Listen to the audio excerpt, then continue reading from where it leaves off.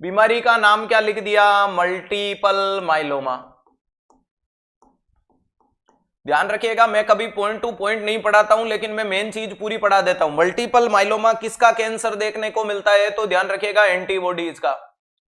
किसका देखने को मिलता है? एंटीबॉडीज का। इसी को क्या बोल सकते हो? बोन की सेल का।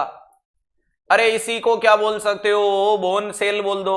इसके अलावा इसी को किसका कैंसर बोल दोगे? इम्यूनोग्लोबुलिन्स का। इम्यूनोग्लोबुलिन्स का बोल दो, बोन सेल का बोल दो, एंटीबॉडी का बोल दो। ठीक है, अब इसके कारण क्या देखने को मिलती है? तो ये मान लीजिएगा हड्डी है, और इसके अंदर इस कैंसर के कारण कौन एक्टिवेट हो जाती है? तो ध्यान रखिएगा, ओस्टियोक्लास्ट। अरे क्या हो जाती है? ओस्टियोक्लास्ट के फंक्शन बढ़ जाते हैं।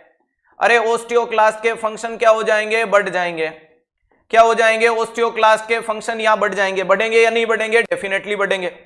और ओस्टियोक्लास्ट का मतलब होता है बोन डिस्ट्रॉइंग सेल। तो हड्डी में भरा हुआ जितना भी कंपोनेंट है उनको लाके बाहर पटकना इसका काम है।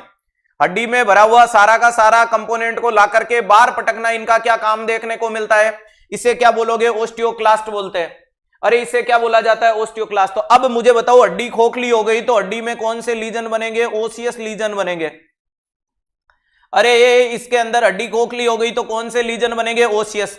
बाहर की तरफ से हड्डी की पपड़ियां उतरना शुरू हो गई, इसे बोला जाता है एक्स्ट्रा ओसियस। इसे क्या बोला जाता है? एक्स्ट्रा ओसियस लीजन देखने को मिलते हैं। तो ओसियस लीजन और एक्स्ट्रा ओसियस लीजन क्या होता है? ये दोनों चीजें क्लियर हुई या नहीं हुई? हो गई।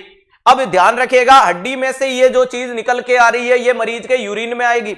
हड्डी में क्या था? कैल्शियम था, और ये कैल्शियम निकल के आ रहा है, तो इसके कारण मरीज के ब्लड में क्या हो रहा है? हाइपर कैल्सीमिया हो रहा है। अरे मरीज के ब्लड में क्या देखने को मिलता है? हाइपर कैल्सीमिया देखने को मिलता है। और हाइपर कैल्सीमिया से क्या हो सकता है? तो आप बोलोगे चांसेज ऑफ स्टोन।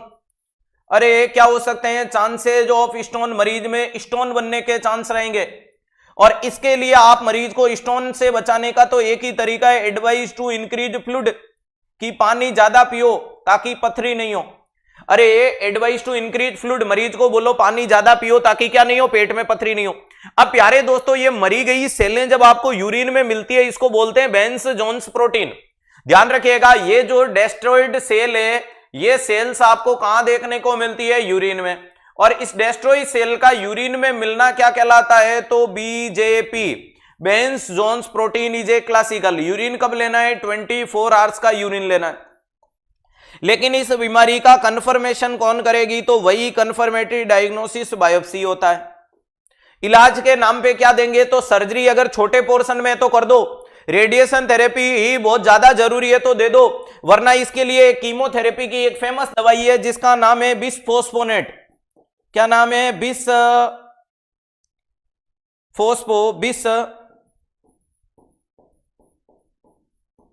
अरे उस दवाई का नाम क्या है? बिसफोस्फोनेट। नाम होता है एलेंड्रोनेट। अरे क्या नाम देखने को मिलता है? एलेंड्रोनेट के नाम से जाना जाता है। अब ये जो दवाई होती है ये क्या करती है? सप्रेस करती है ओस्टियोक्लास्ट के फंक्शन। अरे ये सप्रेस क्या करेगी? ओस्टियोक्लास्ट के फंक्शन।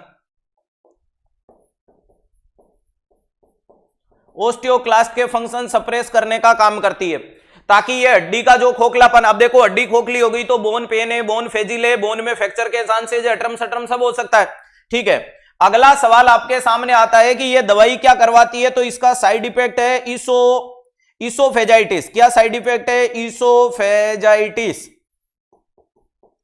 इसका साइड इफेक्ट क्या है? ईसोफेजाइटिस। और ईसोफेजाइटिस वाली चीज को बचाने के लिए हमें मरीज को क्या करना पड़ेगा? अरे advise with full glass of water.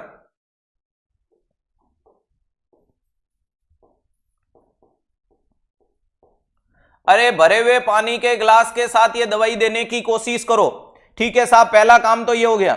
दूसरा क्या करो? 30 मिनट अपराइट पोजीशन, 30 मिनट सीधा बिठाओ, 30 मिनट अप राइट पोजीशन। अरे इस मरीज को कौन सी पोजीशन देनी है? अपराइट पोजीशन देनी है, ताकि ये दवाई रीगर्जिटेट करके ऊपर की तरफ नहीं आ जाए। इसी के साथ बोलो आज के आनंद की जय। दवाई पानी के साथ घोल लो, घोलनी नहीं है बेटा, दवाई देने के बाद पानी पिलाना एक गिलास, ताकि वो इसोफेगस में न चिपके रहे, ये सीधी पेट में पहुंच जाए। मोटे मोटे रूप में मल्टीपल माइलोमा हुआ, स्वाहा। इसके बाहर एक भी सवाल नहीं जा सकता।